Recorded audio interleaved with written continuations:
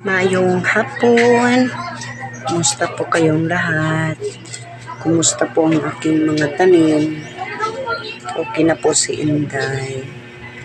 Nakaligo na ako. Nakabukas. Ano ko yung buko. Pero sabi ni Dave, sa ano na daw, sa pagdating na daw niya, ipapaayos daw itong buhok. Kasi pupunta din siya sa salon, magpapascrub. Ang taas na. Ang bilis tumaas ng buhok ko. Ang daming puting buhok. Naglaba ako. Ayan. Mga bags. At saka mga gamit pang bahay. Pag sa hotel kami. Ayan lang. So, wanna check my kamatis. Check ko yung mga kamatis ko dito kasi ang lalaki na, pero buyan na sila. Ang lalaki na nila, no? Sa pagbalik ko siguro dito, ano na to, may bulaklak na kasi malaki na siya. Ilagyan ko siya ng mga kahoy para in kaso umano ang kanyang stem, so meron siyang masasandalan. So ayan, ito din malaki na.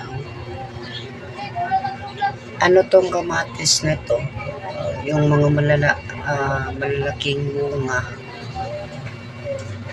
kaya ko siya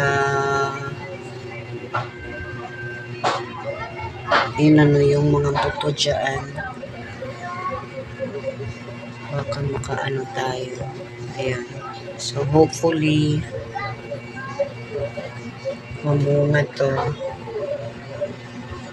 Ang dami ng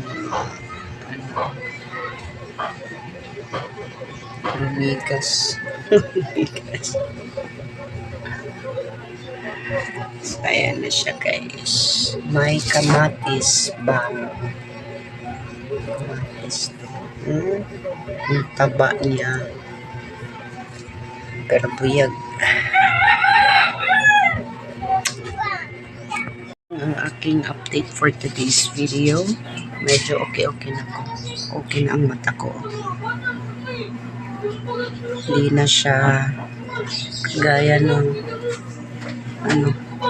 pero medyo wala akong tulog kasi nga